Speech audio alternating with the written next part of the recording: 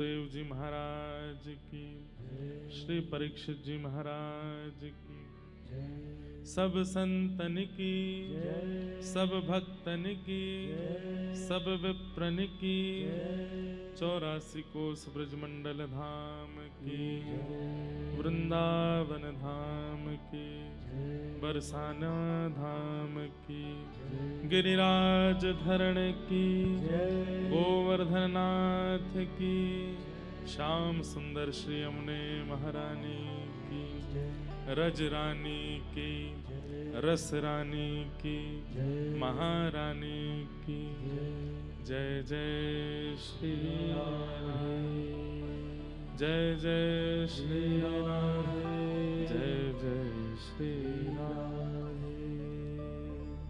श्री खाटू नरेश की, प्यारे गिरधर लाल की।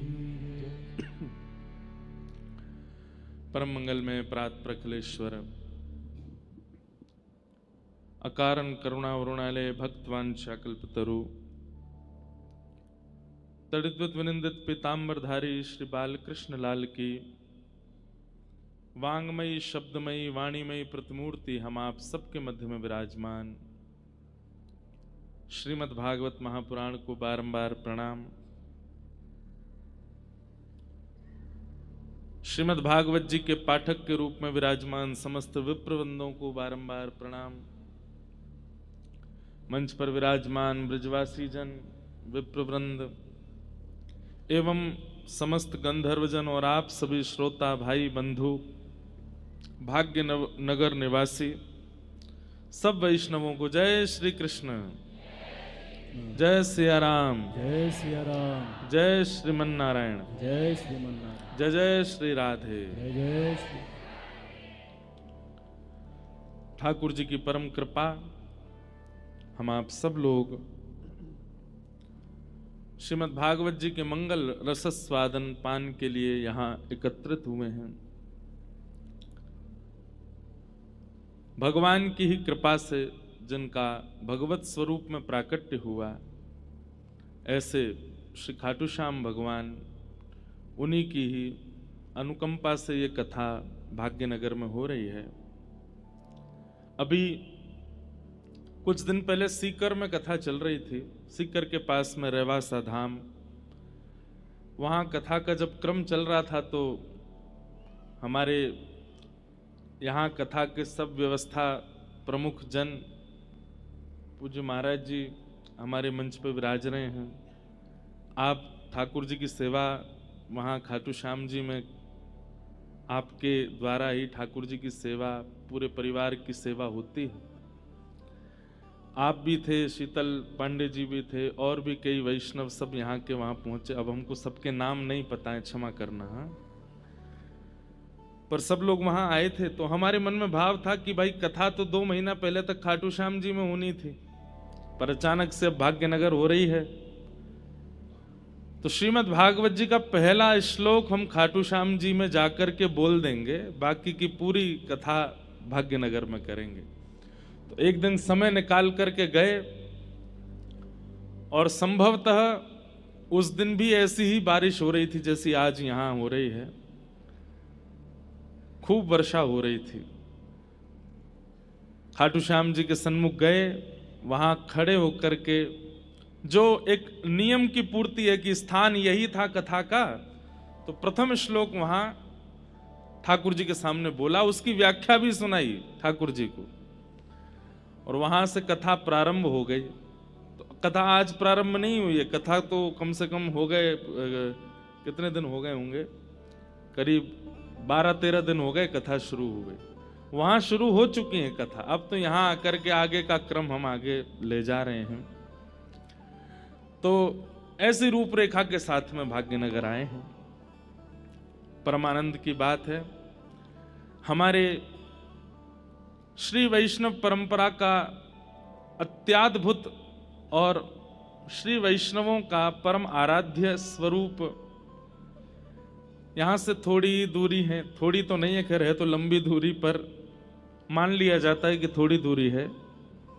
वेंकटेश भगवान भी यहीं विराज रहे हैं। एक प्रकार से दक्षिण जिसको कहते हैं ना, दक्षिण भारत, वो यहीं से प्रारंभ होता है। उत्पन्ना द्रविड़ेशाहम वृद्धिम कर्णाटके गताम क्वचित क्वचिन महाराष्ट्रे गुर्जरे जीर्णताम गत। तानपुरा थोड़ा कम करो। भक्ति का जन्म होता है दक्षिण में, इसलिए यहां के लोगों को जब आप देखेंगे, वो भले ही यहां के गुंडा भी तिलक लगाते हैं। अब हमने असली गुंडा तो नहीं देखे हैं, पिक्चरों में ही देखे हैं। जो यहाँ के जो थोड़े दूसरे पक्ष के लोग हैं, वो भी लुंगी पहनते हैं, धोती पहनते हैं, सिर पर तिलक लगाते हैं। कुछ करें चाहे नहीं करें, पर एक बार भस्म लगा के ही निकलेंगे घर से। माताओं को आप देखिए, भले ही वो भोजनशाला में घर में कुछ भी बनाती हों, पर सुबह अपने घर के बाहर रंगोली काढ़ेंगी, स्नान ध्यान करने के बाद सिर पे गजरा पहनेंगी। चाहे कितनी भी अत्याद्भुत आधुनिक व्यक्ति क्यों ना हो, विवाह में धोती ही पहनेगा, तिलक जरूर लगाएगा। इसका तात्पर्य क्या है? सूना माथा नहीं दिखता दक्षिण में, क्योंकि भक्ति का जन्म हुआ। भले ही लोगों का भोजन बिगड़ गया होगा, भले ही लोगों के व्यवहार बिगड़ गए होंगे, लेकिन कहीं ना कहीं आचरण अभी भी शुद्ध है यहाँ लोगों का। इसलिए हमारी भागवत जी में स्वयं भक्ति महारानी नारद जी से कहती है, मेरा जन्म दक्षिण में हुआ, दक्षिण भारत में हुआ, भक्ति का प्रादुर्भाव हुआ है। हम आपसे कोई अतिशयोक्ति में नहीं बोल रहे हैं इस बात को, यह वास्तविकता है कि भारत के किसी भी कोने में आप जाकर के अगर भक्ति की साधना को प्रकट करना चाहेंगे, तो जितना ज्यादा समय लगेगा उसका 50% और कम कर दिया जाए, घटा दिया जाए, उतनी जल्दी भक्ति का प्रादुर्भाव यहां हो सकता है, क्योंकि यह जन्म स्थान है भक्ति का।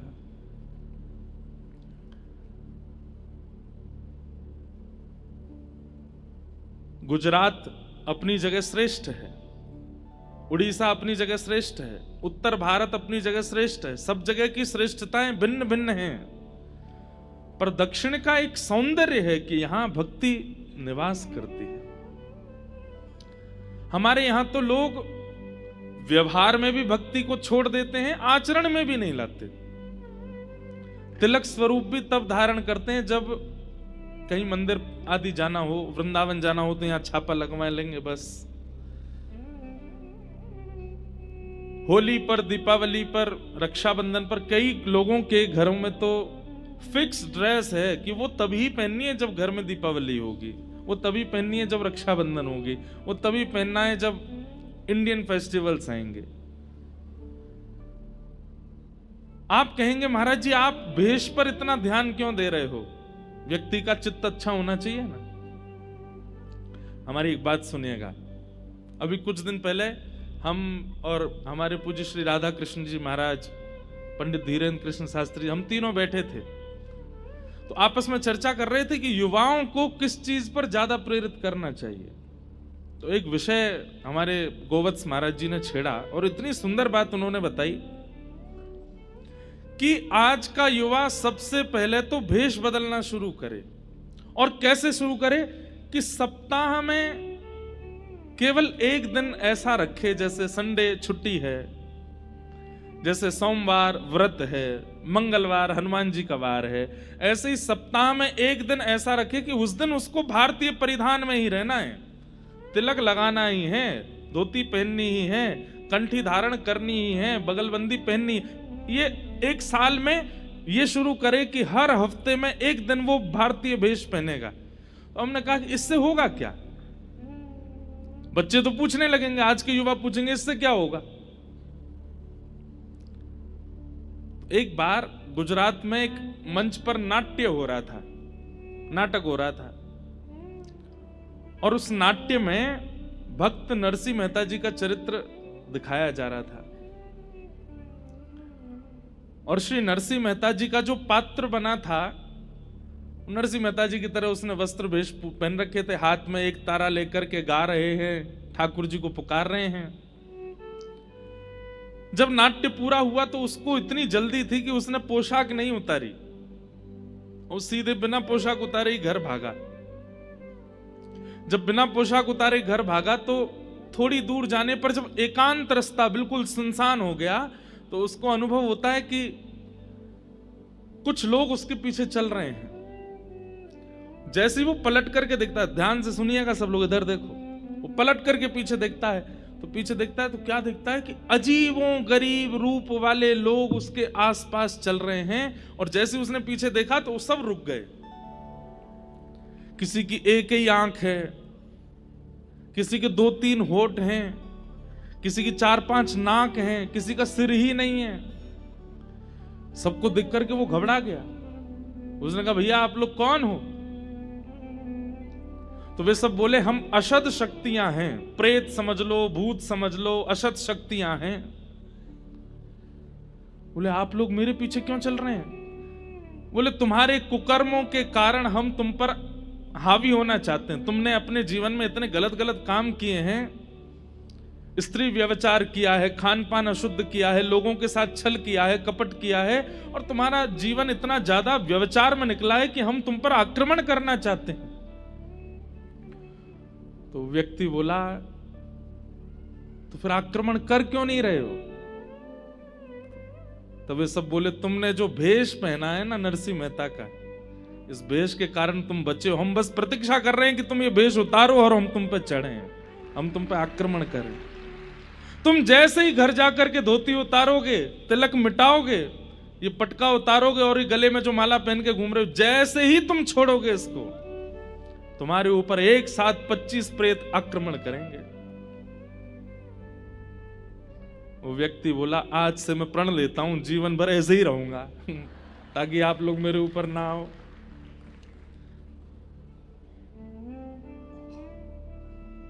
आपको हो सकता है कि सुनने में केवल बात लग रही हो।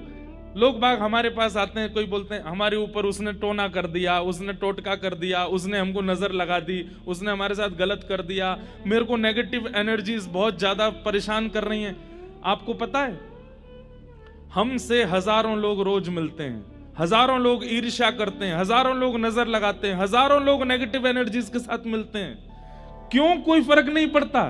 हमें लगता है इसमें और कोई बात नहीं है, ये भेष की कृपा है, ये भेष की कृपा है कि हम इतने बच रहे हैं, ये तिलक की कृपा है कि हम इतने बच रहे हैं, ये शिखा की कृपा है कि इतने बच रहे हैं।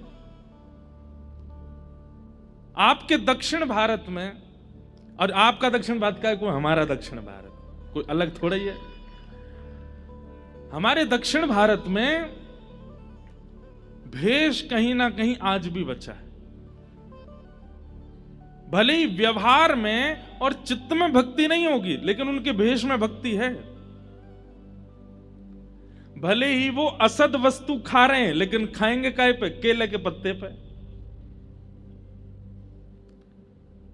वो बात अलग है कि भाई देखो कलयुग अपना प्रभाव तो दिखाएगा ना,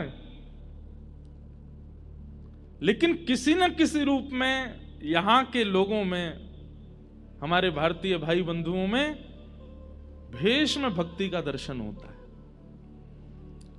इसलिए हमारी आपसे प्रार्थना है, यहां भक्ति नृत्य करती है, भक्ति का जन्म स्थान है दक्षिण भारत। जो उत्तर भारतीय लोग भी यहां विराजते हैं उनसे भी हमारी प्रार्थना, और जितने युवा सुन रहे हैं उनसे भी हमारी प्रार्थना, रोज ही हो जाए तो बहुत अच्छी बात है, नहीं तो हफ्ते में एक दिन तो पूर्ण वैष्णव भेष में रहिए, अपने मस्तक पर तिलक धारण कीजिए। शास्त्र आज्ञा, मैं कल श्लोक याद करके सुना दूंगा। सूना माथा अगर किसी का हम देखते हैं, हम गंगा जी स्नान करके आए, बद्रीनाथ होकर के आए, केदारनाथ होकर के आए, जगन्नाथपुरी होकर के आए, द्वारिकापुरी होकर के आए, इतने सारे पुण्य इकट्ठे करके आए, लेकिन जैसे हम किसी सूने माथे वाले व्यक्ति को देखते हैं तो सूने माथे वाले व्यक्ति को देखने से पुण्य क्षीण होते हैं। सोचिए आप, कितनी बड़ी बात है। आप कहेंगे महाराज जी तो फिर क्या? दो ही उपाय हैं, एक तो सामने वाला व्यक्ति सूना माथा ना रखे, भाई तुम खुद पुण्य नहीं कर रहे, दूसरों के तो क्षीण मत करो, चाहे एक बिंदी सही धारण करो, चाहे एक तिलक ही सही धारण करो। वैसे तो शास्त्रों में आ गया 12 अंगुल, ये उंगलियां 12 गिनो, इतना होना चाहिए। 12 नहीं हो तो अष्टांगुल, अष्टांगुल नहीं हो तो 4 अंगुल, 4 अंगुल नहीं हो तो 2 अंगुल, 2 अंगुल नहीं तो 1 अंगुल होना चाहिए। माताओं के सिर पर भी बिंदी आदि कुछ होनी चाहिए। और दूसरा उपाय क्या है? बोले सामने वाला भले ही तिलक नहीं लगा रहा, तुम तिलक लगा के चलो, तो उससे क्या होगा कि उसके सूने माथे देखने से आपका पुण्य क्षीण नहीं होगा।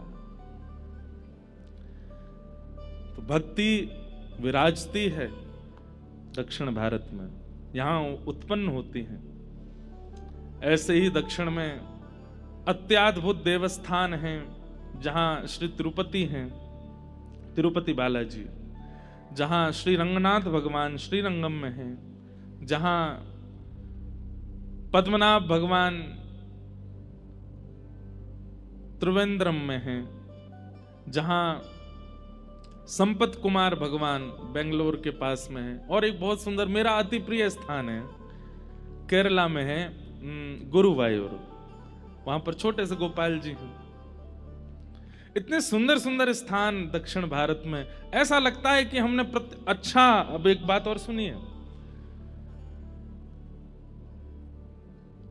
स्कंद पुराण में ऐसा भाव है कि त्रेता युग में प्रकट हुए साक्षात राम जी को देखने से जो जो पुण्य प्राप्त हो रहे थे लोगों को, साक्षात राम जी का दर्शन करने से जो प्राप्त त्रेता में लोगों को हो रहा था, वही पुण्य इस कलिकाल में श्री तिरुमला वेंकटेश भगवान का दर्शन करने से प्राप्त होता है।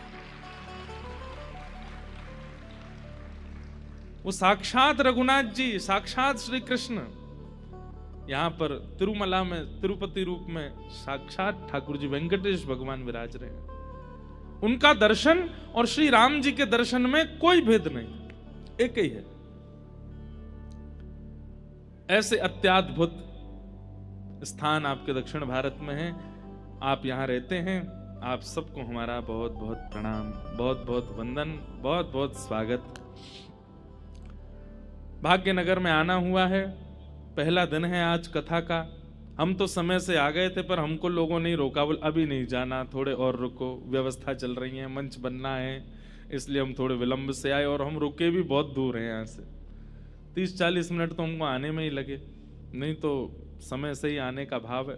जगह भी बहुत, शहर से बहुत दूर जाकर के स्थान है, लेकिन यही अच्छा है। अनधिकारी नहीं आएंगे, अधिकारी ही आएंगे, जिनको बहुत ही चाव होगा ना। भाई देखो, कहीं का डोसा प्रसिद्ध होता है, कहीं की इडली प्रसिद्ध होती है, कहीं का बड़ा पाव प्रसिद्ध होता है। जिसकी जीभ में चट्टपना होता है वो पहुंच ही जाता है, खाने के लिए वहां उपस्थित हो ही जाता है। अब आपके घर के भारी बड़ा पाव है तो आप साल में एक ही बार खाते होंगे, या 2-2 साल तक खाते ही नहीं होंगे, लेकिन दूर होता है तो फिर जाते भी। तो ऐसे ही जिनके चित्त में निश्चित ही श्री प्रियालाल जी के दिव्य लीला को सुनने का अत्यंत चाव होगा, वो कैसे भी आ जाएंगे, बस पकड़ के आएंगे, ऑटो पकड़ के आएंगे, बाइक से भग के आएंगे, रेनकोट पहन के आएंगे, आ ही जाएंगे। और उनमें से आप सब लोग हैं, इसलिए आप सब लोगों को बहुत बहुत प्रणाम। मैं तो पहले जगह मैंने कि भाई इतना दूर शहर से, लेकिन फिर मन में आया कि नहीं, चलो अधिकारियों की, अब अधिकारियों के दर्शन होंगे। जैसे सरकारी अधिकारी होते हैं, उनकी बड़ी वैल्यू होती है, वो कहीं पहुंच जाएं तो सारे काम बनते चले जाते हैं। ऐसे भक्तों में अधिकारी अनधिकारी भी होते हैं। अनधिकारी कौन से भक्त हैं? जो केवल अपनी कामना के लिए ठाकुर जी को भजते हैं, वो अनधिकारी होते हैं। पर इतना श्रम करके इतनी दूर व्यवस्थित होने के लिए अधिकारी ही आएंगे। तो आप सब लोग अधिकारी हैं, आप सबको बहुत बहुत प्रणाम। आज कथा का प्रथम दिवस है, हम कथा में प्रवेश करते हैं। दूसरी बात, राधाष्टमी उत्सव आ रहा है। हमारे लाल जी बहुत जोर शोर से राधाष्टमी मनाते हैं। अब वो जोर शोर से कैसे मनेगी, उसकी रूपरेखा आप लोग बना लीजिए। राधाष्टमी हमारी या तो व्रज में होती है, या कहीं सुंदर स्थान पर ही राधाष्टमी करते हैं जब से लाल जी आए हैं, क्योंकि लाल जी का अभिषेक भी होता है और फिर उस दिन हमारे ठाकुर जी चुनरी पहनते हैं, श्यामा सखी बनते हैं। साल में 2 बार हमारे ठाकुर जी लाली बनते हैं, एक तो राधाष्टमी पर और दूसरे एक श्यामा सखी का श्रृंगार प्रणाली है श्रीनाथ जी में, उस दिन ठाकुर जी सखी बनते हैं। पर अभी व्यस्तता के कारण केवल साल में एक ही बार सखी बनते हैं और वो राधाष्टमी को ही बनते हैं। उस दिन हमारे लाल जी पीताम्बरी आदि नहीं पहनते, उस दिन तो बढ़िया सुंदर ठाकुर जी जो माताओं का श्रृंगार होता है चुनरी आदि ओढ़ करके बढ़िया बनते हैं। तो पहले अभिषेक होगा, फिर ठाकुर जी का श्रृंगार होगा, फिर ठाकुर जी उस दिन पालना विराजेंगे और वैसे तो फिर दधी काना होता है। अब दधी काना यहाँ हो पाएगा तो करेंगे, नहीं हो पाएगा तो फिर जैसे हम करे बिना मानेंगे नहीं हम, वो तो होगा। जब लाल जी का उत्सव इतना धूमधाम से, हमारे व्रज में लाल जी का उत्सव फीका हो जाता है। अरे कहां तक कहें, जब ठाकुर जी प्रकटे ना गोकुल में तो वृषभानु बाबा आए और वृषभानु बाबा टीको लेके आए। टीको कहते कहें रोका करवे आए लाला को, दुनिया तो बधाई लेके आई है और श्री वृषभानु बाबा सीधे टीको ही करवे आए हैं। नंद मेहरगर धोटा जायो, बरसाने ते टीको आयो। नंद बाबा बोले बाबा इतनी सारी सामग्री, बोले सामग्री बधाई ना लेके आयो मैं तो, बोले लाला को ब्याह पक्को करवे आया हूं। नंद बाबा बोले ब्याह तो पक्को करवे आए, लाली तो भई ना अभी। अब कई जगह मत ऐसा है कि श्री जी बड़ी हैं, कई जगह मत ऐसा है श्री जी छोटी हैं। हम तो श्री जी को छोटे ही माने, वैसे तो प्रभाव में तो बड़ी हैं। हमारी माई श्यामा जू को जाके अधीन सदा ही सांवरो, या ब्रज को सिर ताज। हमारे माई श्यामा जू को राज, वैसे तो लाडली जी को राज चले ही है, लेकिन भावना की दृष्टि से दोनों पक्ष हैं। कई पक्षों में श्री जी बड़ी हैं, कई पक्षों में श्री जी छोटी हैं। तो लाडली जी तो अभी भई नहीं है। तो नंद बाबा बोले आप ब्याह को टीको लेके आएंगे, लेकिन लाली तो भई ना अभी। बोले टीको कर जाएंगे तो लाली को आना पड़ेगा, जमाई को पहले ही टीको कर देंगे तो लाली आवेगी। और 1 वर्ष बाद बरसाने में बधाई होने लगी। नंद बाबा, यशोदा मैया, लाला तीनों गए। ठाकुर जी गोद में गए 1 साल के, पीली झंगुली पहन करके, बगनखा पहन करके, सिर पर नेक्सो से मोर पिछ बांध के। ठाकुर जी की गर्दन अब संभलन लगी है, 1 साल के है गए। 2 दतुइयां निकल आई हैं, यशोदा मैया की गोद में चढ़ के गए। तो नंद बाबा बार बार यशोदा मैया से यही कहते जा रहे हैं, बोले हमारे लाला के जन्मोत्सव जैसा उत्सव ना भयो, हमारे लाला को उत्सव बहुत जोरंते भयो, हमारे लाला के उत्सव में ये भयो वो भयो, सब चर्चा करते जा रहे। बरसाने अभी किलोमीटर दूर है और वहीं से ही कहा देख रहे हैं नंद बाबा, पीरे पीरे पीरे पीरे बादल दिखाई दे रहे हैं आकाश में। नंद बाबा बोले ये ऐसे पीरे पीरे बादल, बिल्कुल केसर जैसो रंग। और केसर जैसो रंग बादलन को कब होवे, या तो सूर्य उदय हो रहे हो या सूर्य अस्त हो रहे हो। और इस समय ना तो सूर्य उदय हुआ है ना अस्त हुआ है, मध्याह्न का समय है, 12-1 बजे होंगे दोपहर के, और पीरे पीरे बादल। बोले ऐसो कैसे? तभी पता चली कि महाराज बरसाने में लाली के हैवे पर ऐसो दधी कानो कियो, दही हल्दी केसर मिलाए के ऐसी कीच मचाई है महाराज कि बादर भी केसरी है गए श्री जी के जन्मोत्सव पे। तब नंद बाबा ने दूर से ही समझ गए, बोले हमारे लाला को उत्सव तो फीको पड़ गो, लाडली जी को उत्सव तो अद्भुत है। तो एक प्रकार से हमारे लाल जी की जन्माष्टमी जैसी मनती है, उससे 21 होनी चाहिए राधाष्टमी। और वो जिम्मा अब आप भाग्यनगर वालों को मिला है, तो इसलिए राधाष्टमी पे कोई चूक रहे नहीं जाए। भले ही चौथे दिन कृष्ण जन्म होगा कथा में, राधाष्टमी 30 की है, 31 की, 31 की अभिषेक 31 को होएगो और फिर पूरे दिन उत्सव मनेगो 31 तारीख, यानी कि 3rd लास्ट डे कथा का। कथा के अनुसार तो उस दिन गोवर्धन लीला होगी, लेकिन अब उसकी योजना आप लोग सब जो यहाँ के व्यवस्था प्रमुख सब लोग बैठ के बनाओ। हमारे लाल जी आनंदित है जाए कि भाई भाग्य नगर में राधाष्टमी में सुख है गयो, आनंद है गयो। तो ऐसी भावना है। आइए अब ज्यादा विलंब ना करते हुए आज प्रथम दिन का कथा का है, कथा में प्रवेश करते हैं।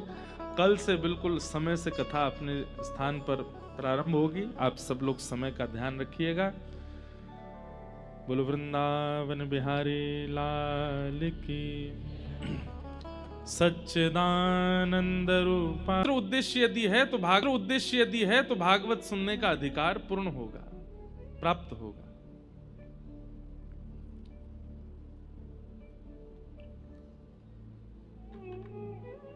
जय।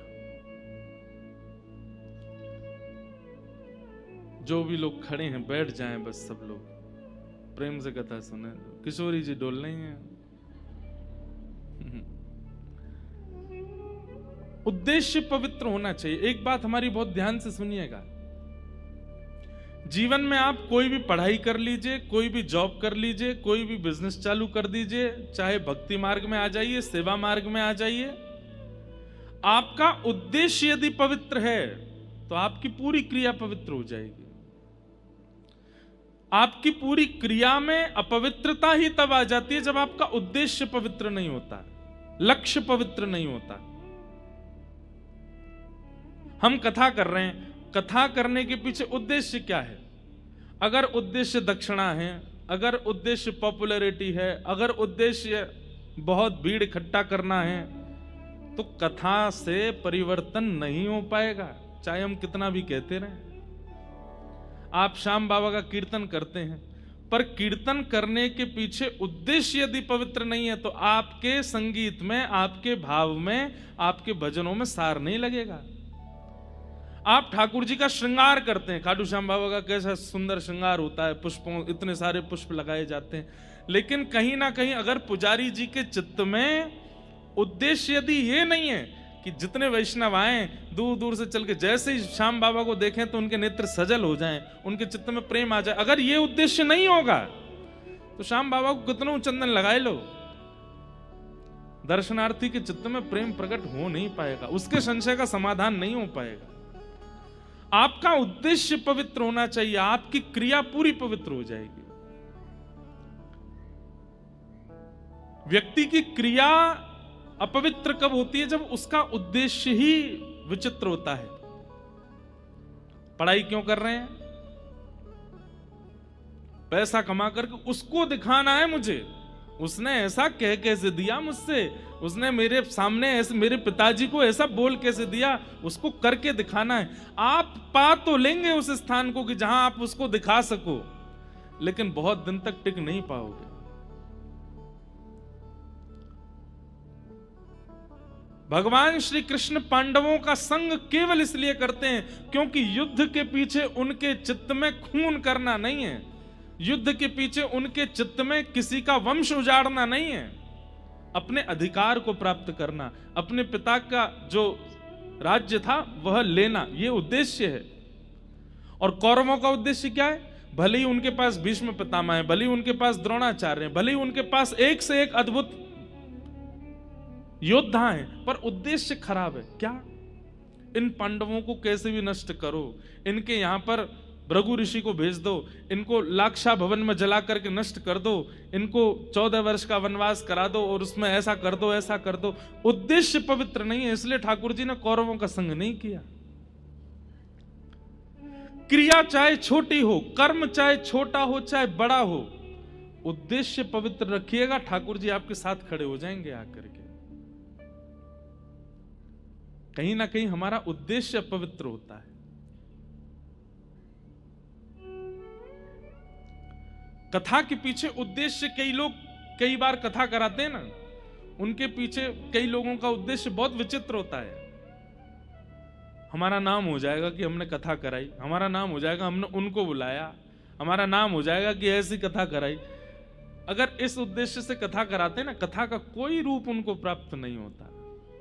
कई नेताजी लोग भी कथा कराते हैं, वो कब कराते हैं? जब वोट का समय आता है ना उनका, जब इलेक्शन का समय आएगा तब कथा कराएंगे। बीच बीच में महाराज जी हमारा नाम लेकर के बोल दिया करना, बहुत अच्छे हैं। कथा का उद्देश्य ही परिवर्तन। अब वो कथा भक्ति जागृत कैसे कर सकती है जिसको वोट मांगने के लिए कथा करानी है? अभी तो खैर हमें ऐसी कथा नहीं आती, अब पहले बहुत आती थी, तब करनी भी पड़ती थी मजबूर में। पर मैं जाते जाते बोले ही देता था कि उद्देश्य पवित्र नहीं है तो फिर कथा भी पूरी सुन लेंगे तो भक्ति जागृत नहीं होगी। कई लोग इसलिए कथा कराते थे कि हमारे घर में संतान नहीं है, संतान हो जाए। कई लोग इसलिए कथा कराते, बेटा का ब्याह नहीं हो रहा है इसलिए हो जाए, व्यापार चल जाए। उद्देश्य कहीं संसार रख लिया कथा के पीछे तो आप बहुत बड़े भाव से वंचित हो जाओगे। आज हम पहले ही आपको सावधान कर रहे हैं, उद्देश्य केवल ये रखिएगा, श्याम सुंदर सदा हमको प्यारे रहें, हम उन्हीं के रहें, वो हमारे रहें। गाइए, श्याम सुंदर। ताली मत बजाओ, बस गाओ। हमको प्यारे रहे, हम उन्हीं के रहे, वो हमारे। कितनी अच्छी आवाज है आपकी, खुद को भी नहीं सुनाई दे रही होगी। ऐसे उद्देश्य होगा। अरे गाइए, जितनी तेज लड़ाई करते हो घर में उतनी तेज कीर्तन करो। जितनी तेज आप घर में चिल्लाते हो उतनी तेज स्वर में ठाकुर जी का कीर्तन जिस दिन प्रारंभ हो जाएगा ठाकुर जी मिल जाएंगे आपको। श्याम सुंदर सदा हमको प्यारे रहें, हम उन्हीं के रहें, वो हमारे रहें। श्याम सुंदर सदा हमको प्यारे रहें, हम उन्हीं के रहें, वो हमारे। परसों कथा चल रही थी जयपुर में, वहां भी मैंने स्मरण किया था हमारे गिरिराज जी में पंडित श्री गया प्रसाद जी महाराज हमारी हर कथा सुनते हैं सामने बैठ के।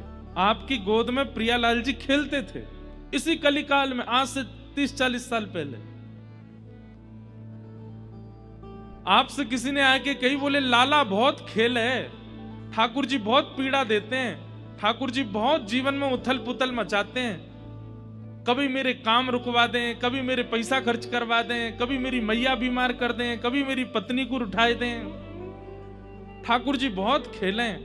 तो पंडित जी महाराज क्या बोले, लाला शिकायत मत करे, बल्कि ठाकुर जी से प्रार्थना कर, जितनो चाहो खेल लो, लेकिन खिलौना में ही रहना चाहिए, खिलौना नहीं बदलना। खिलौने का क्या स्वरूप है?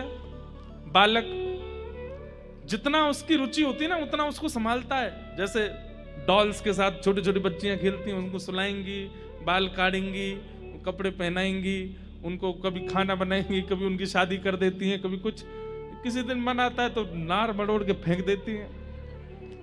लेकिन वही फिर जब उसको बाद में लगता है कि आज गुस्से में मैंने, फिर वही जाती है, फिर नार लाके फिर लगा देती है। तू बुरा नहीं मानना, हाँ आज गुस्सा आ गया था। ठाकुर जी भी ऐसे ही करते हैं। लेकिन मान लो कि आपने गुड्डे की नार मरोड़ दी और गुड्डा आपसे नाराज होकर के और आपको ही अपशब्द कहने लगा, दोबारा उस गुड्डे के पास नहीं जाओगे। हम लोग यही करते हैं। ठाकुर जी खेल क्या लेते हैं हमारे साथ में, हम शिकायतें शुरू कर देते हैं।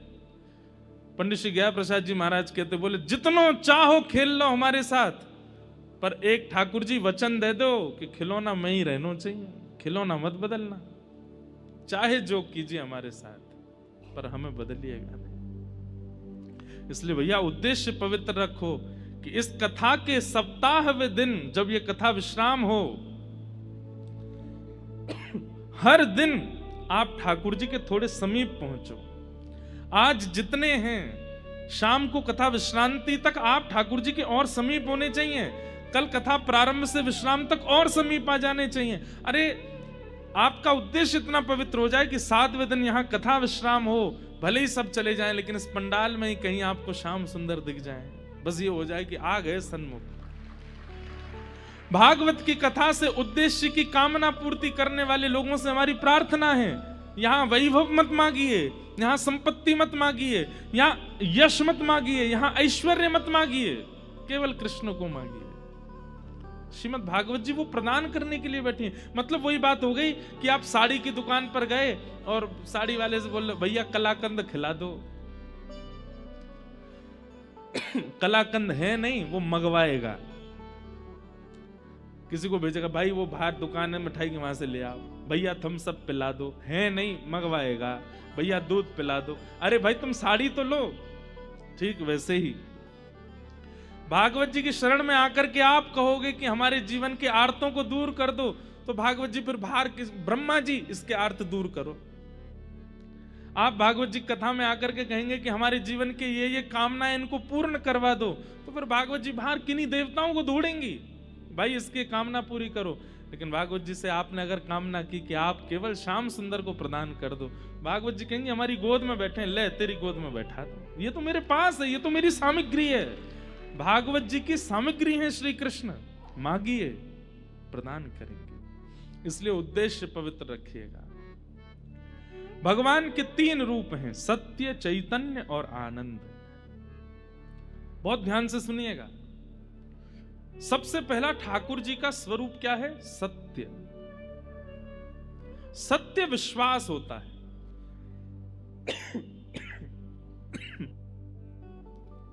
हमें क्षमा कीजिएगा, हाँ बहुत कथा वथा इधर उधर भागते रहते, मौसम बदलता तो थोड़ा हो जाती है हमारे स्वास्थ्य। सत्य क्या है? विश्वास। ठाकुर जी के प्रति विश्वास रखिए कि ये ही सत्य हैं। सांचो एक राधा रमण, झूठो सब संसार। बाकी सब झूठे हैं, केवल यही सत्य हैं। कोई आपको संसार में कितना भी प्रेम प्रस्तुत कर रहा हो, हाँ नाटक रूप में आप भी उसको स्वीकार कर लो, वाह भैया अच्छा गुलदस्ता लाए हो, लाओ दे दो। देखो हमारी एक बात सुनना, हम दुनिया में जाते हैं तो दुनिया भर के लोग कोई फूल माला पहनाते हैं, कोई गुलदस्ता देते हैं, कोई पटका पहनाते हैं, कोई लिफाफा देते हैं, कोई कुछ करते हैं। ऐसा नहीं है कि सब भावना से नहीं करते, सब भावना से ही करते हैं। पर अब हम इतने आदी हो गए व्यवहार के, हमें पता है कि वो एक औपचारिकता है, वो केवल एक क्या बोलते हैं उसको, वो एक केवल फॉर्मेलिटी है। ऐसे ही फॉर्मेलिटी को, संसार के हर संबंध को फॉर्मेलिटी रूप में ही लेने लगो। ये फॉर्मेलिटी बस चल रही है और उसमें बहुत अच्छे से अपने प्रस्तुति करो। सामने वाला फॉर्मेलिटी कर रहा है, भले ही वो कितना भी प्रेम प्रस्तुत कर रहा हो, फिर भी आप उसको फॉर्मेलिटी ही समझो। खूब अच्छे से उसके द्वारा प्रस्तुत किए गए भाव को स्वीकार करो। अरे भैया, अरे तुम तो बहुत प्रेम करते हो हमारे, तुम ही हो हमारे, और कौन है, सब कुछ है। पर जब ठाकुर जी के सामने जाओ तो हाथ जोड़ के कहो, नाथ ये सब व्यवहार कर रहे हैं, फॉर्मेलिटी कर रहे हैं, वास्तविकता तो आप देते हैं। सच्चे तो केवल आप हैं, बाकी सब तो केवल व्यवहार मात्र कर रहे हैं। मां कहती है मेरा बेटा आंखों का तारा, वही बेटा अगर जॉब छोड़ करके घर में बैठ जाए, मां मैंने रिजाइन दे दिया। क्यों? तू ही तो कहती थी कि तेरे बिना मन नहीं लगता, तू बहुत बाहर रहता, घर रहे। अब मैं सुबह शाम आलू के परांठे बनाऊं, घर ही रहूंगा, मैं कुछ नहीं करना। वैसे तो मां का वात्सल्य अति अद्भुत होता है, पर फिर भी 2-4 महीने बाद मां के मन में भी आएगा कुछ करा धरा तो कर, पूरे दिन मांगता रहता आलू का पराठा। संसार बड़ा नश्वर है बंधुओं।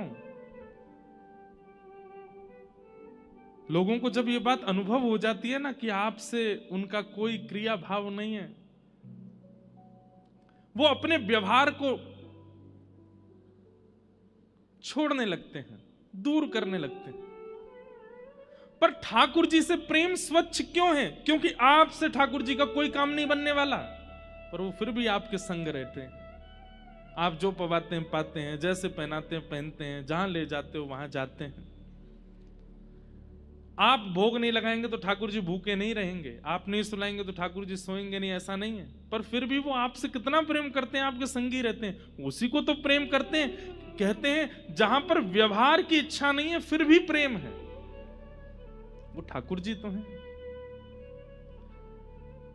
इसलिए वो सत्य है, बाकी सब असत्य है संसार में, केवल फॉर्मेलिटी चल रही है, स्वीकार कर लो। वास्तविकता तो केवल ठाकुर जी दे रहे हैं। सत्य, भगवान सत्य है। दूसरी बात, ठाकुर जी चैतन्य है, वो जड़ नहीं है। आप उनके प्रति जड़ बुद्धि मत रखा कीजिए। हमारी बात मानिएगा, जिस दिन आप भगवत सेवा से जड़ बुद्धि निकाल देंगे उस दिन से आपकी सेवा अद्भुत होने लग जाएगी। आपके मन में यह व्यवहार नहीं है कि ये जड़ हैं। उसी दिन से एक बार सागर एक जगह है मध्य प्रदेश में, वहां पर एक बिहारी जी का मंदिर है, बहुत ध्यान से सुनिएगा। तो वहां बिहारी जी का मंदिर है, तो वहां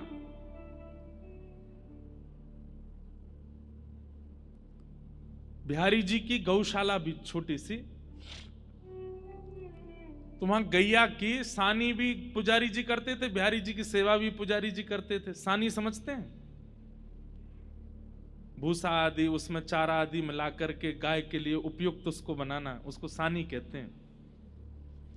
तो पुजारी जी बेचारे पूजा भी करते, सेवा भी करते, गौशाला में सानी भी करते, सब करते। आज पुजारी जी पता नहीं क्यों श्रमित ज्यादा हो गए, तो गैया की सानी नहीं करी उन्होंने। तो स्वयं बिहारी जी गए सानी करने, ठाकुर जी निकल के गए और सानी करके आए। इतने में ही पुजारी जी लौटे आए, तो ठाकुर जी दौड़ करके गए और जाके ऐसे खड़े हो गए। जैसे ही ठाकुर जी जाके खड़े हुए तो पुजारी जी ने क्या देखा, गौशाला से लेके मंदिर तक पूरे ऐसे भूसा पड़ा हुआ है, भूस पड़ा हुआ है। मंदिर में जैसे ही ठाकुर जी को देखा, ठाकुर जी के हाथ पर गैया की सानी के वो सब भूसा लगे हुए थे। पुजारी समझ गए, बोले जय जय, आज मैं भूल गया तो आप सानी करके आए गैया की। तो ये कथा हम सुना रहे थे कथा में, तो हमने केवल ये बताया कि पुजारी जी ने देखा कि ठाकुर जी के हाथ में सानी के भूसा लगे हैं, पुजारी जी के नेत्र सजल हो गए। मैंने कहा भैया ऐसे बिहारी जी आपके सागर में विराजते हैं। अब इतना कहकर के कथा विश्राम हो गई, हम जैसे जाने लगे, एक बालक दौड़ा दौड़ा आया, बोले महाराज जी आपने क्या कर दिया? मैंने क्यों? आपने कथा सुनाई कि बिहारी जी सानी करके आए हैं, अपने आसन पे आके बैठ गए हैं, पुजारी जी आकर के उनको देख करके रोने लगे और आपने वहीं कथा विश्राम कर दी। मैंने इससे आगे कथा है भी नहीं। अरे कम से कम इतना तो बोल देते कि पुजारी जी ने कपड़ा लेके ठाकुर जी के हाथ पहुंचे, अब रात भर ठाकुर जी के हाथ में सानी लगी रहेगी। आपने कथा वहीं विश्राम कर दी।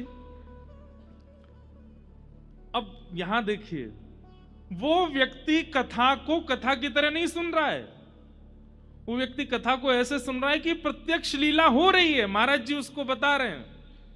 और महाराज जी ने ठाकुर जी के हाथ से सानी की भूसा हटाए नहीं। अब रात भर ठाकुर जी उसमें, उसकी वो बात मेरे ऐसे घर कर गई कि घर जाकर के कक्ष में बैठ के अपना आसन बिछा के मैंने फिर कथा करी।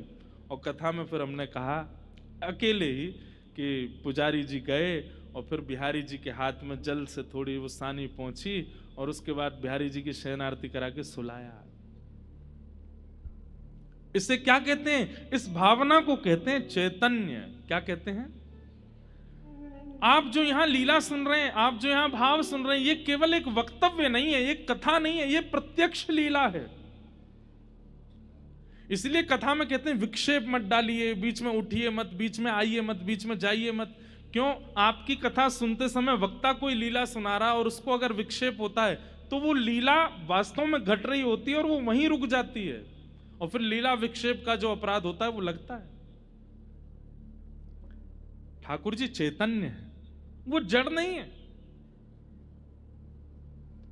और ये बातें सब विश्वास पर निर्भर करती हैं। मानो तो मैं गंगा मां हूं, ना मानो तो बहता पानी। ना मानने वालों के लिए वो केवल एक जल है और मानने वालों के लिए साक्षात गंगा है।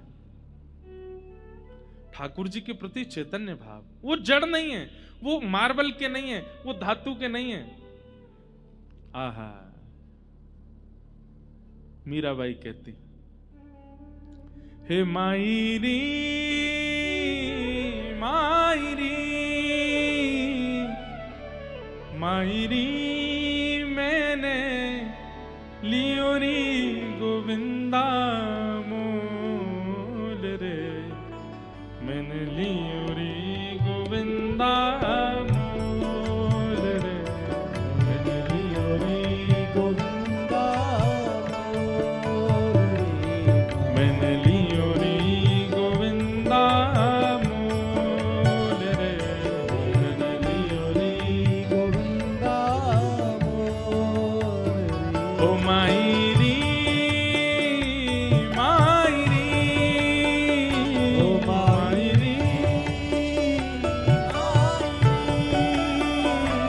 मायरी मैंने लियो री गोविंदा मोल रे, मैंने लियो री गोविंदा मोल रे, मैंने लियो री गोविंदा मोल रे।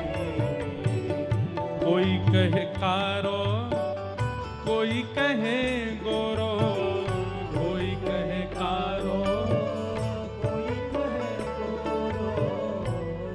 हम तेलुगु में गा रहे हैं क्या? आपको समझ नहीं आ रही है? भाषा तो भैया ये सब आप, और बल्कि यहाँ तो अधिकतर लोग मारवाड़ के हैं। आपको तो गाना चाहिए, मीराबाई सा का पद है। आप सब अधिकतर हैदराबाद में रहने वाले अधिकतर लोग तो उनकी निकासी तो राजस्थान से ही है। बाईसा का पद तो आपको भाव से गाना चाहिए। मीराबाई कहती हैं, ठाकुर जी धातु नहीं है, ठाकुर जी कोई पदार्थ नहीं है, ठाकुर जी कोई वस्तु नहीं है। इसलिए कोई कहे कि भाई संगमरमर के ठाकुर जी हमारे, उसको तुरंत कहना, बोले भैया ये शब्द मत बोलो। अगर ठाकुर जी संगमरमर के हैं, कई लोग कहते हैं आपके ठाकुर जी तो ब्लैक मार्बल के हैं ना। मैंने कहा हाँ, जैसे तुम्हारी पत्नी जो हार्ड मांस की है, जैसे तुम्हारी रक्त धातु की है, वैसे हमारे। कितना अनुचित लगता है सुनने में कि अरे आप हार्ड मांस के कैसे बोल सकते हो, ठाकुर जी को आप मार्बल का कैसे बोल सकते हो, ठाकुर जी को आप अष्ट धातु का कैसे बोल सकते हो। वो चैतन्य है, उनके प्रति धातु बुद्धि मत रखिए। और उनके प्रति यदि धातु बुद्धि रखते हो तो फिर आपको ये चलते फिरते कंकाल इधर आ, ओ चलते फिरते मांसपेशियां, कहां जा रहा है भाई? जब ठाकुर जी को आप धातु मानते हो तो फिर हम भी तो धातु हैं, हम भी तो मांस हैं, हम भी तो त्वचा हैं, हम भी तो रक्त हैं, हम भी तो हड्डी हैं। नहीं, मीराबाई कहती हैं, कोई कहे कारो, कोई कहे गोरो, कोई कहे कारो, कोई कहे गोरो। हाँ, कोई कहे कारो, कोई कहे गोरो, कोई कहे कारो, कोई कहे गोरो। हाँ, कोई कहे कारो, कोई कहे गोरो, कोई कहे कारो, कोई कहे गोरो। ओ मायरी मायरी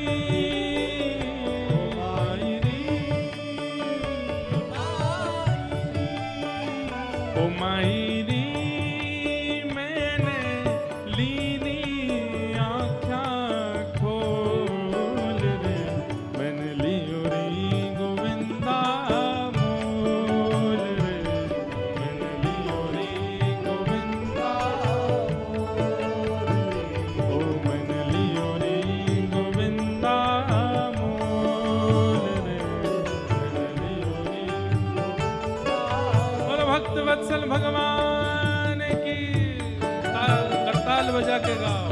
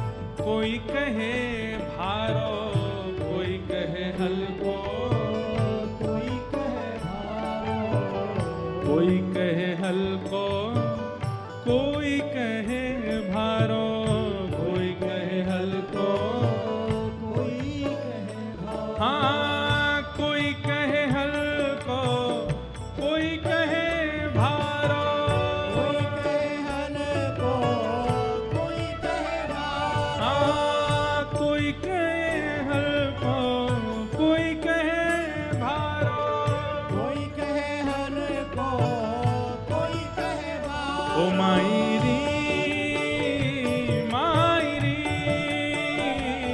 मायरी, ओ मायरी मैंने लियोरी तराजू तोल रे, मैंने लियोरी गोविंदा मोल रे, मैंने लियोरी गोविंदा मोल रे, ओ मैंने लियोरी गोविंदा मोल रे, मैंने लियोरी गोविंदा। और सारे प्रश्नों का उत्तर मीराबाई अंतिम पंक्ति में देती है। कोई कहता काला, कोई कहता गोरा, कोई कहता भारी, कोई कहता हल्का, कोई कहता चोरी, कोई कहता खरीद के लाइए,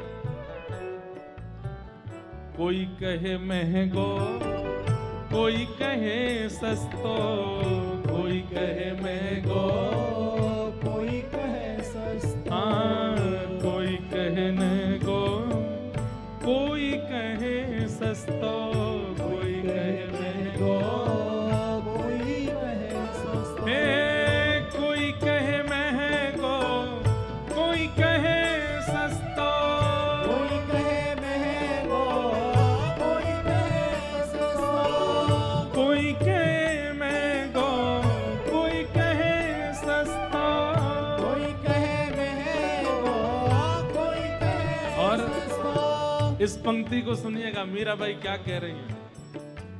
ओ मायरी ये तो आवत प्रेम के मोल रे, ये तो आवत प्रेम के मोल रे, ओ मैंने लियोरी गोविंदा मोल रे, मैंने लियोरी गोविंदा मोल रे, ओ मैंने लियोरी गोविंदा मोल रे।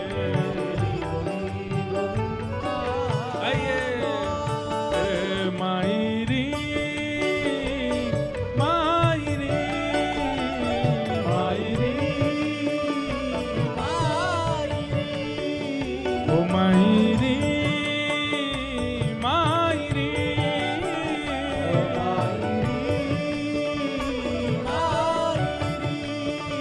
ओ मायरी मैंने लियोरी गोविंदा मोल रे, मैंने लियोरी गोविंदा मोल रे, मैंने लियोरी गोविंदा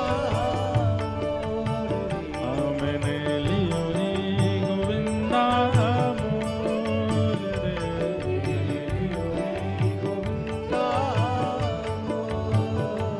ओ मीरा के प्रभु गिरधर नागर, मीरा के प्रभु मीरा के प्रभु गिरधर नागर, मीरा के हे गिरधर नागर, नटवर नागर, गिरधर नागर, नटवर नागर। गिरधर नागर, नटवर नागर, गिरधर नागर, नटवर नागर।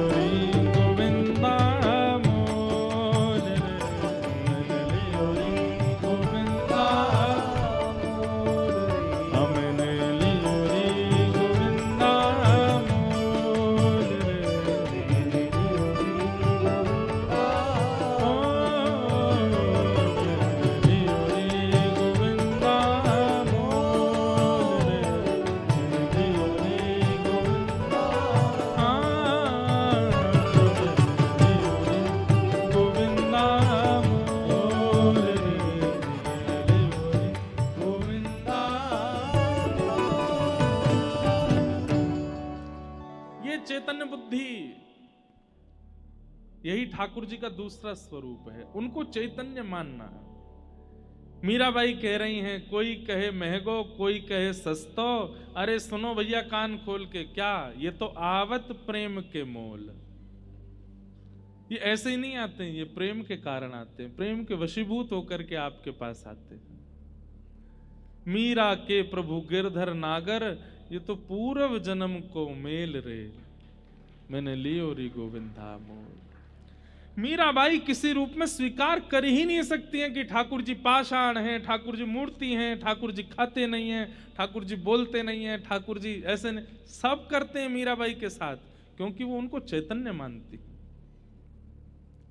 गोस्वामी तुलसीदास जी महाराज मानस जी को चैतन्य मानते हैं, वेदव्यास जी महाराज भागवत जी को चैतन्य मानते हैं, और मानते शब्द से कहीं ना कहीं विरोध हो जाता है। चैतन्य हैं, चैतन्य बुद्धि रखनी पड़ेगी। आप बरसाने गए, वृंदावन गए, नंदगांव गए, लेकिन जैसे गए वैसे ही आ गए, कोई फर्क नहीं पड़ा। इसका मतलब आप उनको चैतन्य मान के देख के नहीं आए हो, आप उनको जड़ मान करके ही दर्शन करके आए हो। अगर चैतन्य बुद्धि रख ली होगी तो वहां जाकर के कुछ अनुभव ना हो, ऐसा हो नहीं सकता। भगवान का दूसरा स्वरूप क्या है? चैतन्य। और सत्य और चैतन्य, इन दो बुद्धियों को जो अपने चित्त में व्यवस्थित कर लेता है, उसको ठाकुर जी फिर तीसरे रूप का आस्वादन कराते हैं, आनंद। सच्चिदानंद रूपाय, सत्य, चैतन्य और आनंद।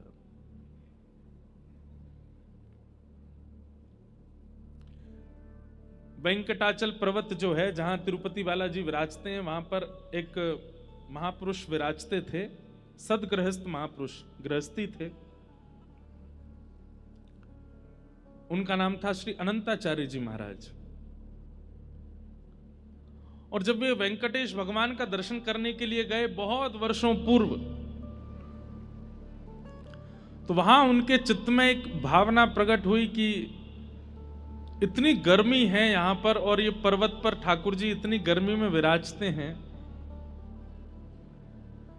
एक ठाकुर जी के सुख के लिए यहां पुष्करणी होनी चाहिए, पुष्करणी तालाब, जलाशय हो, जिसमें ठाकुर जी कभी नौका विहार कर लें, कभी जल क्रीड़ा कर लें, आनंद करें। इसलिए हमारे वैष्णवों में भी नियम है कि जब जेठ का महीना आता है तो सब लोग अपने अपने घरों में भी ठाकुर जी के आगे एक टब जैसा रखते हैं, उसमें खूब पानी, उसमें गुलाब जल आदि रखेंगे, उसमें कमल आदि रख देते हैं, फुब्बारा लगा देते हैं आर्टिफिशियल, ठाकुर जी को जल का सुख हो।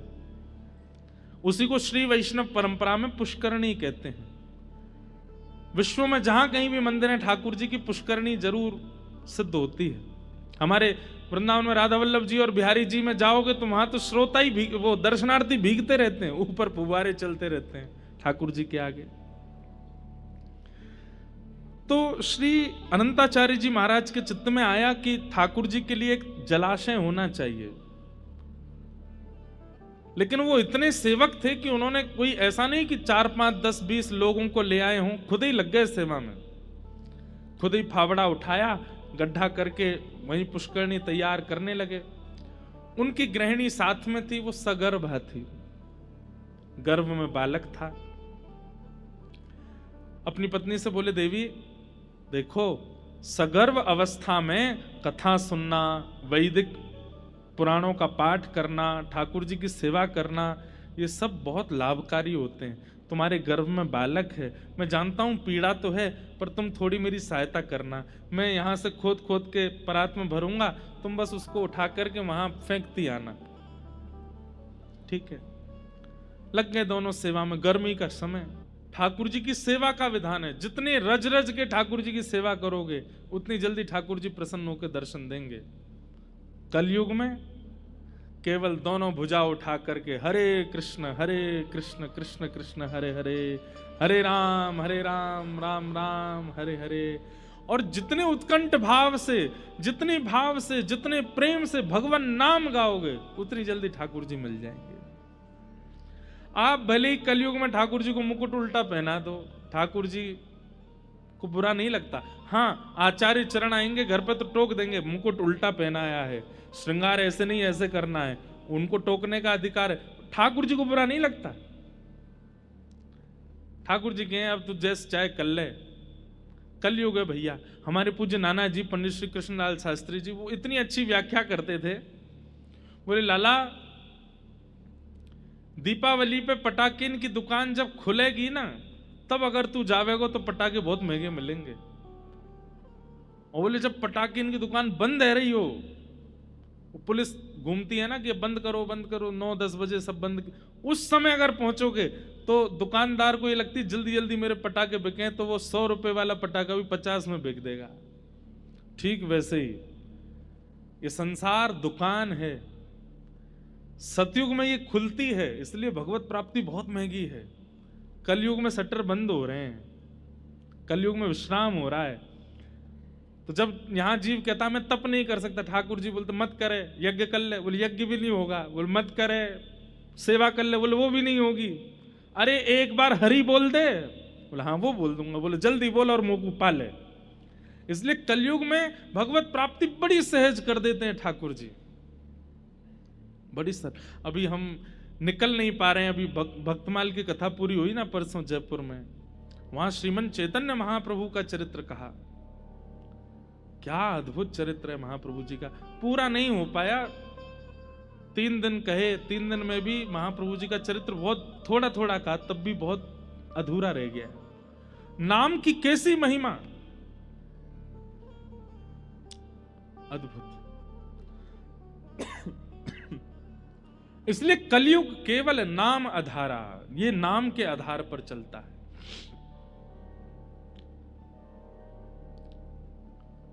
श्रेष्ठ से श्रेष्ठ, पवित्र से पवित्र भगवत प्राप्ति का साधन क्या है?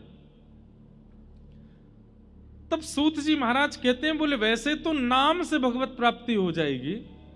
बहुत ध्यान से सुनिएगा सब लोग, आप केवल नाम का आश्रय ले लीजिए, नाम गाना शुरू कर दीजिए। नाम देखिए, मंत्र अलग होता है, नाम अलग होता है।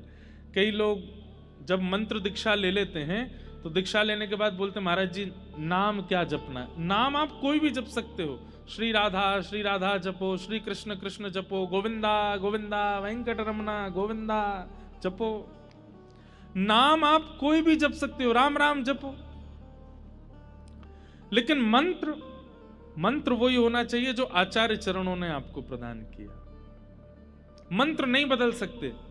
नाम आप कितना भी गा सकते हैं, कभी भी गा सकते हैं, कैसे भी गा सकते हैं। तो नाम आवश्यक है कलिकाल में।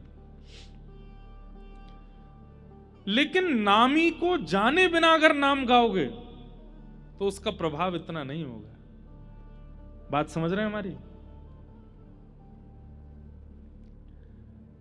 आपको दवाई दे दी गई, आपने दवाई ले ली, तो दवाई अपना असर तो करेगी, लेकिन अगर दवाई भीतर जाकर के किस ऑर्गन पे जाएगी, अंदर जाके ऐसे डिसॉल्व होगी, फिर 1 घंटा बाद ऐसा होगा, ये पूरी अगर प्रक्रिया आपको पता चल जाए तो कहीं ना कहीं आप और जल्दी रिकवर करने लग जाओगे और जल्दी ठीक हो जाओगे। ठीक वैसे ही नाम औषधि है, लेकिन जब तक नामी को नहीं जानेंगे तब तक नाम का प्रभाव द्रुत गति से, तीव्रता से प्रकट नहीं हो पाएगा। कलयुग में नाम से ही सिद्धि मिलेगी, लेकिन जब तक नामी को नहीं जानोगे तब तक सिद्धि मिलना, सिद्धि क्या है कलयुग में? भगवत प्राप्ति। और नामी को जानने के लिए कथा का आश्रय लेना पड़ेगा।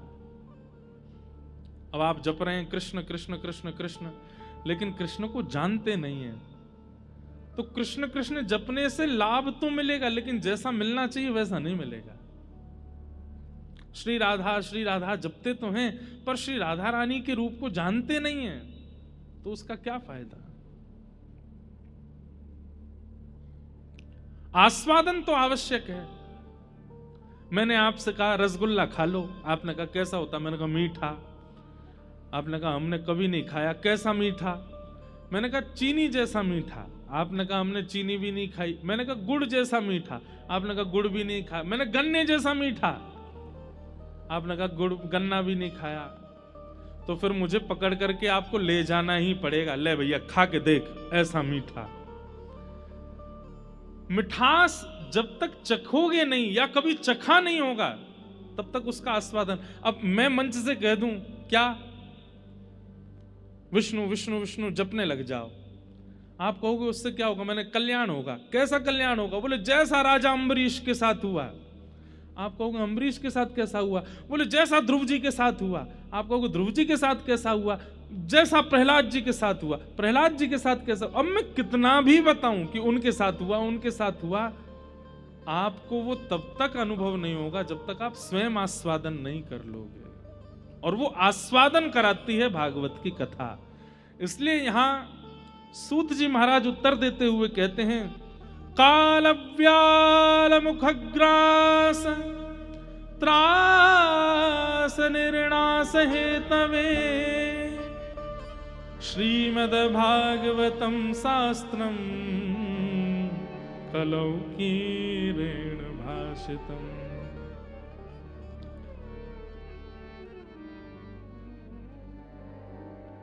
काल रूपी व्याल के मुख में, व्याल कहते हैं सर्प को, हम आप सब लोग बैठे हैं। जब हंस अकेला उड़ जाएगा खाली पिंजरा पड़ा रह जाएगा। हम सबकी स्थिति कैसी है? हम सबके अंदर एक हंस बैठा है जिसका नाम है आत्मा। और ये शरीर क्या है? ये पिंजड़ा है। इस पिंजड़े की शोभा तब तक है जब तक वो हंस अंदर बैठा है। पिंजड़ा तब तक अच्छा लगता है जब तक पंछी है। किसी दिन अगर पिंजड़े का जरा सा भी गेट खुला रह गया, पंछी उड़ जाएगा, फिर पिंजड़े की कोई वैल्यू नहीं। हम आप सब लोगों का जीवन ऐसा ही है। हमारी वैल्यू केवल तब तक है जब तक प्राण है। लेकिन ये प्राण कब चले जाएं कुछ नहीं पता। भगवान नहीं करे, हम आज की कथा सुना रहे हैं, पर कल की कथा सुना पाएंगे इसकी कोई हमारे पास में कोई गारंटी नहीं है। आप सुन पाओगे इसकी आपके पास कोई गारंटी नहीं है। प्राण कभी भी जा सकते हैं। काल व्याल मुखग्रास त्रास निर्णास हेतवे। ये काल रूपी सर्प के मुख में बैठे हैं हम। कब तक जीवित हैं? जब तक काल का मुख खुला है। सर्प का मुंह खुला है तब तक चूहा जिंदा है। सर्प जैसे ही मुख बंद करेगा मृत्यु निश्चित है। इसलिए क्या करे? बोले जब तक काल का मुख खुला है प्रयास करे कि उतनी देर में कथा का आस्वादन कर ले। क्योंकि काल ने अगर मुख बंद कर लिया और आपने कथा का आस्वादन नहीं किया तो कहीं ना कहीं आप अपने कल्याण से भटक जाओगे। एक बात हमारी बहुत याद से सुनिएगा। मैं और आप इस संसार में भले ही कितने उद्देश्य लेके आए हों, धन कमाना है, ऐश्वर्य कमाना है, नाम कमाना है, प्रॉपर्टी बनानी, फैक्ट्री बनानी, जो भी है, पर मूल बात यह है कि हम इंसान बन के इसलिए आए कि दोबारा हमें आना ना पड़े इस पृथ्वी पर। अगर आप किसी अन्य जीव को देखते हो ना, आप छिपकली देखते हो, आप कॉकरोच देखते हो, आप गधा देखते हो, आप किसी अन्य जीव को देखते हो, आप ये बात जान सकते हो इसका पुनर्जन्म होगा। लेकिन मानव देह मिला है तो इसका मतलब क्या है? इसको अपॉर्चुनिटी मिली है। ये चाहे तो अपने जन्म मरण के चक्कर से अभी छुटकारा पा सकता है। और उसके प्रयास में जो लग जाता है उसी व्यक्ति का जीवन सफल है।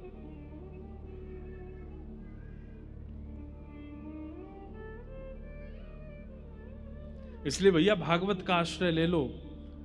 काल आवे, मृत्यु आवे, उससे पहले पहले भागवत जी का आस्वादन करते हुए जीवन में जो जो वक्ता बताते हैं उनको अपने जीवन में इंप्लीमेंट करना शुरू कर दो, लाना शुरू कर दो।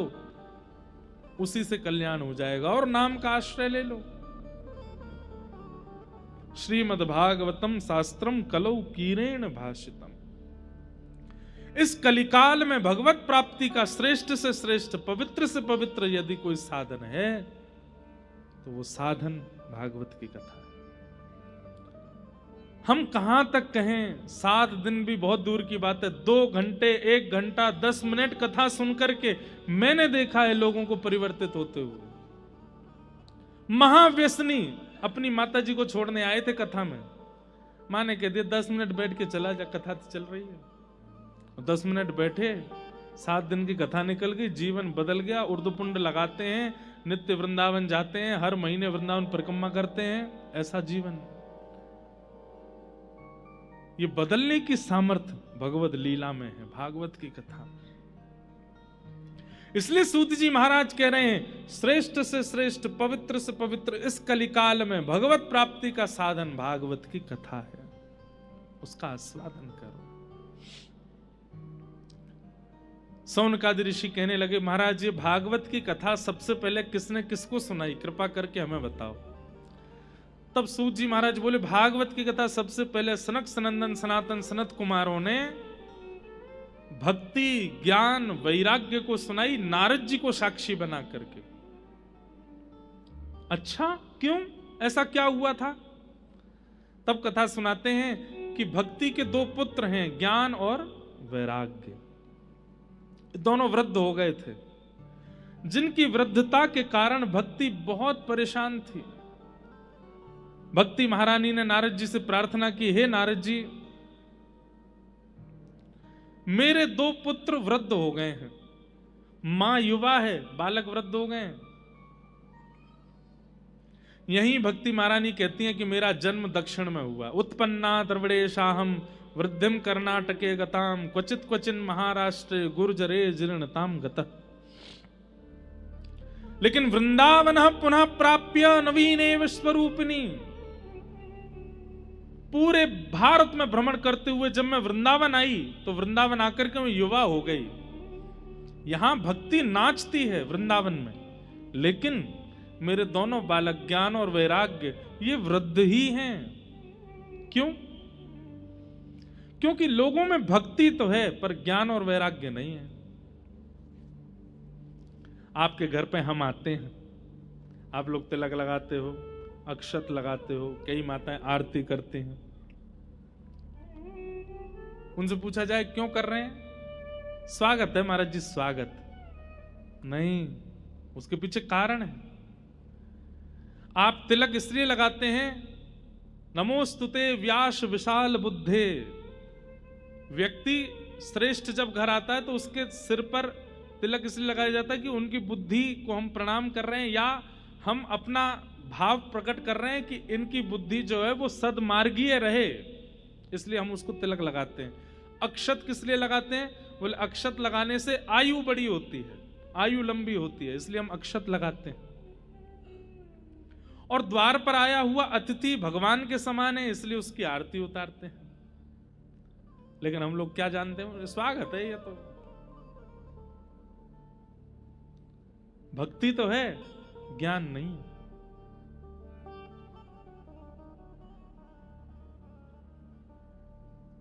अष्ट सिद्ध नवनिध के दाता, असवर दीन जानकी माता, राम रसायन तुमरे पासा, सदा रहो रघुपति के दासा, तुमरे भजन राम को पावे, जन्म जन्म के।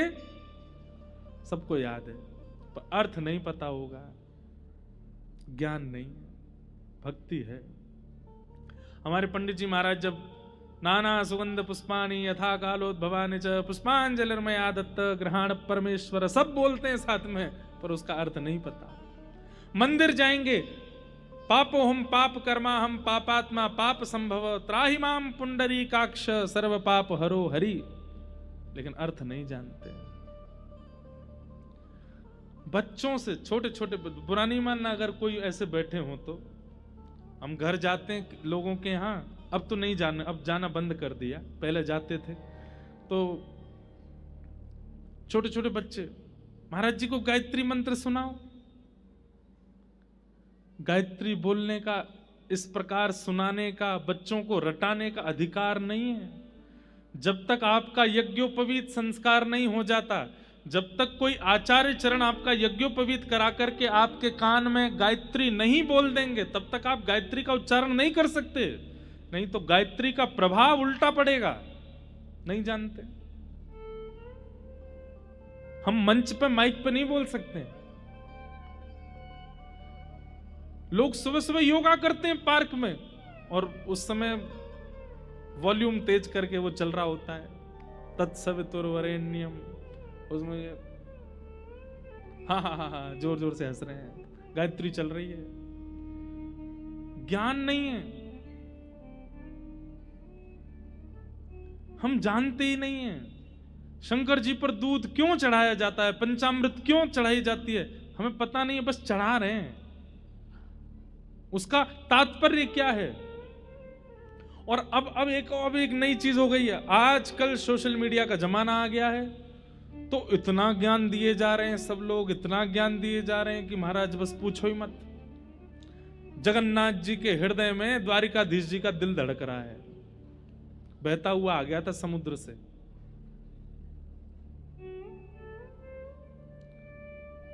अब क्या हो रहा है? ज्ञान भी अनुचित ज्ञान प्राप्त हो रहा है, वो और ज्यादा घातक है, और यही घोर कलयुग की तरफ हमको ले जाएगा, जब ज्ञान गलत रूप में प्राप्त होने लग जाएगा। सोशल मीडिया पर आप देखेंगे बड़े बड़े मोटिवेशनल स्पीकर्स, उनके करोड़ों में फैन फॉलोइंग है। हमारे शंकराचार्य भगवान के हजार लाख, जो मूल ज्ञान दे रहे हैं उनको कोई फॉलो नहीं कर रहा है। जो आचार्य चरण हैं उनकी है। तो हम लोगों में भक्ति तो है पर ज्ञान नहीं। आप कहेंगे महाराज जी ज्ञान की जरूरत क्या है? ठीक है, मतलब कोई माता जी हैं और उनके दो छोटे छोटे बच्चे हैं, अब माता जी को तो आप सहर्ष स्वागत करके पुष्प हमारा प्रवेश नहीं है, उन मां के तुम चरण भी धोओगे ना तो भी वो प्रसन्न नहीं होंगे, क्योंकि उनके बालक बाहर खड़े हैं। भक्ति के पुत्र हैं ज्ञान और वैराग्य। ये नहीं कहते हैं कि ज्ञान की अतिशयोक्ति हो, वैराग्य की अतिशयोक्ति हो, पर इतना तो हो कि सब पता हो कि हम जो क्रिया करते हैं उसका भाव क्या है।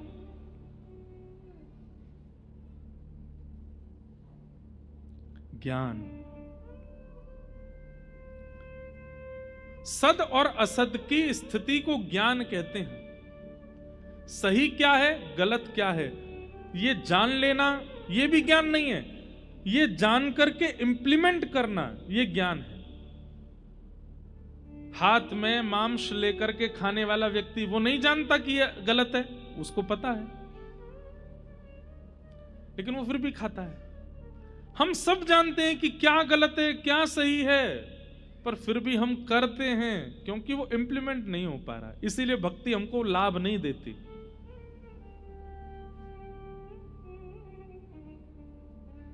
रामानुजाचार्य जी महाराज आचार्य चरण एक बार अष्टाक्षर मंत्र बोलते हैं और शंख चक्र गदा पद्मधारी ठाकुर जी प्रत्यक्ष प्रकट हो जाते हैं। यहां जीवन निकल गया अष्टाक्षर बोलते बोलते, आज तक ठाकुर जी का अनुभव नहीं हुआ। क्यों? क्योंकि ज्ञान और वैराग्य नहीं है। श्रीमद वल्लभाचार्य जी के पुत्र गुसाई श्री विठलनाथ जी महाराज जैसे श्रीनाथ जी के सन्मुख जाते हैं, श्रीनाथ जी उनकी गोद में बैठ जाते हैं। हम पूरे दिन सेवा करते रहे तो ठाकुर जी ब्लिंक भी नहीं करते कभी। क्यों? ज्ञान और वैराग्य नहीं है, भक्ति तो है। इसलिए हमारी प्रार्थना है भक्ति के साथ उनके पुत्रों को भी जीवन में स्थान प्रदान कीजिए। स्वस्तिक सबको आता है बनाना, लेकिन उसका अर्थ कोई नहीं जानता। स्वस्तिक का कारण क्या है? स्वस्ति यानी कल्याण, क माने करने वाला। उसकी चारों दिशाएं और चारों भाग पर जो उसके स्वरूप बनते हैं, मुख बनते हैं, वो समान होने चाहिए। छोटा बड़ा नहीं बना सकते आप, वो समान हो। और चारों भावों में बिंदी लगा करके उसको बनाते हैं और फिर उनके छोड़ को आदि आदि छोड़ देते हैं। मतलब हमारा सर्वांगीण रूप से जो कल्याण करे उसको स्वस्तिक कहते हैं। नहीं जानते। तिलक के भी अपने अपने रूप होते हैं। हमने श्री वैष्णव तिलक लगाया है, बीच में श्री हैं यानी कि लक्ष्मी, श्री हैं यानी कि श्री किशोरी जी। ये दो श्वेत हैं, दोनों तरफ ठाकुर जी के चरणारविंद, और मध्य में नीचे आसन है, आसन पर श्री और ठाकुर जी के चरणारविंद विराजमान है। रामानंदी परंपरा में वहां पर उनका रूप अलग है, वल्लभ कुल परंपरा में रूप अलग है, सब जगह के अपने अपने भाव हैं। अब डिजाइनिंग होने लगी है, ये डिजाइन हो गई है, अब ये तिलक नहीं रह गए हैं। डिजाइन बना के चलेंगे सिर पे। भक्ति तो है पर ज्ञान नहीं है हमें। ज्ञान का मतलब बहुत नॉलेज होना नहीं होता। मैं हर कथा में कहता हूं, रावण को हमसे ज्यादा नॉलेज थी, बहुत नॉलेज थी उसको। ज्ञान का मतलब होता है विवेक होना। एक लीला सुनाए। हमारे श्री वैष्णव परंपरा में दक्षिण भारत में एक आचार्य चरण हुए श्री यामुनाचार्य जी महाराज। अभी रामानुजाचार्य जी का चरित्र भी था भक्तमाल जी में, तो अभी वही सुगंधी चल रही है ना बार बार, इसलिए बार बार वो स्मरण में आ रहे हैं। तो श्री यामुनाचार्य जी अपनी युवावस्था में एक राजा ने उनको शास्त्रार्थ के लिए बुलाया। बहुत ध्यान से सुनिएगा, ज्ञान कहते किसको है ये सुनिएगा। तो एक पंडित जी थे दक्षिण भारत में, उनका नाम था कोलाहल। क्या नाम था? तो कोलाहल पंडित जी क्या करते थे, इतने ज्ञानी थे, इतने ज्ञानी थे, वो सबको हराते घूमते थे। उनके सामने कोई मिल जाता है, इधर आओ मुझसे